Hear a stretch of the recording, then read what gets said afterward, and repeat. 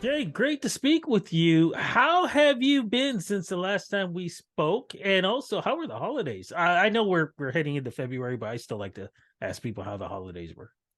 Oh, the last time we spoke, we were talking about my feature film Mary, but the funding fell through because of COVID Oh, and all that stuff. oh. But I'm shooting in August this year. So, yeah, I'm really happy and pumped about it. I'm gonna make it happen, and we're gonna be shooting for about 11 months, but you can only have three things. Two things out of three things: cheap and good or fast and good. So it's gonna take some time, but it's gonna be cheaper for me, and I'm gonna do it. And the holidays were wonderful. Thank you. I hope you had a good holiday as well. I did relax, took it easy, back in the swing of things, getting together to talk to people like yourself, because even though you are going to be busy, you said 11 months on this other project. You have one going on right now as we speak. Congratulations on that. What is going on right now with your creativity? So right now I have a web series called Lost Gen. It's based on basically my experiences as a millennial post-COVID in this messed up economy. And it's also based on shared experiences that I saw people were having in the Reddit, the subreddit, uh, Lost Generation. So it's a play on words. It's Lost Gen as in Gen, but it's a play on words with Lost Generation. And Lost Generation means like millennials who have done everything right. They did everything their parents said that the boomers said, and they're still screwed. So, Okay. Now, for somebody who's older, my first reaction is this like putting the blame on somebody else, or like how is this focused? well, it's just focused through the point of view of Jen. She's Mm-hmm. 35, and she doesn't blame anyone.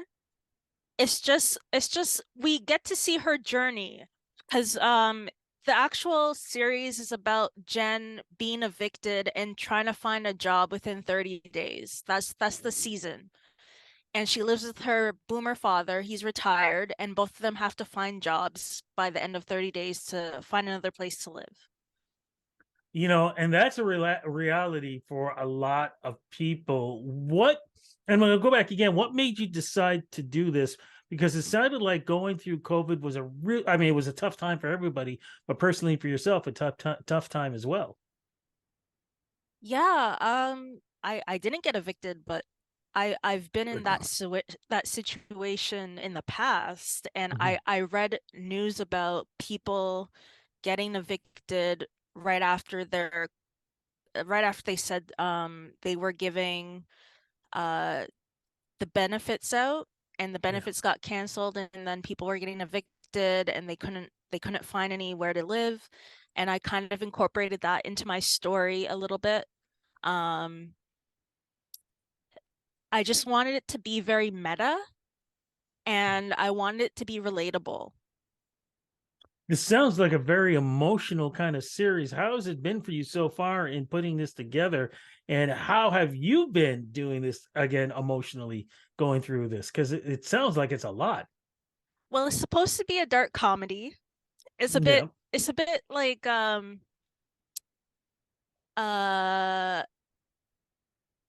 sarcastic in a sense, the way the actors are delivering their lines so far.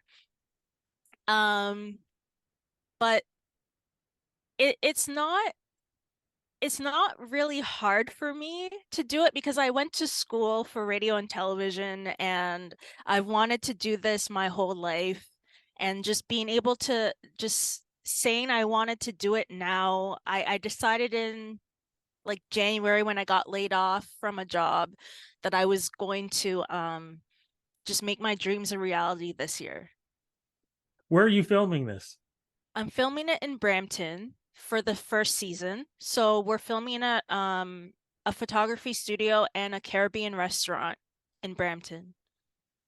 And the other actors, how are they? How is it looking with them too? I mean, it sounds like I said, you got something really special on your hands here. Yeah, so Crystal Pavado, she plays Jen. Jen is a black female with schizoaffective disorder, which is something I have. So I wanted to incorporate a little bit of me into the character. It kind of makes having a job difficult and certain things difficult to do. So I wanted that level of difficulty for her to kind of explain the disorder and That's also good. trying to put a face to the disorder a little bit because no one really knows what it is. It's basically like having schizophrenia and bipolar at the same time. Um, so that's basically what schizoaffective disorder is. That's an amazing approach that you're taking. What is it like to watch a character based on you as you're filming? It's actually really fun. It's not bad at all. Like it's just like I've never it's hard to see yourself. When I was growing up, I never saw myself, of course, on the screen as a black girl. And as time went on, that changed, but I didn't get to see someone who had the same challenges as me. So, putting that on the screen, putting that in the world, um, is making me feel a little bit happier. I know it's a hard disorder to get grasps with. For the people who are diagnosed with it, it's very hard to live your life. You feel down a lot and you feel like you're not gonna amount to anything um, because of so much limitations. But I want people to see that yes, you can do things with this disorder. You could be successful. I'm doing my dreams even though I have a disability, and yeah. I'm so curious though, because you've got so much serious content in this. Why did you decide to go as a dark comedy? So my bread and butter is dark comedy.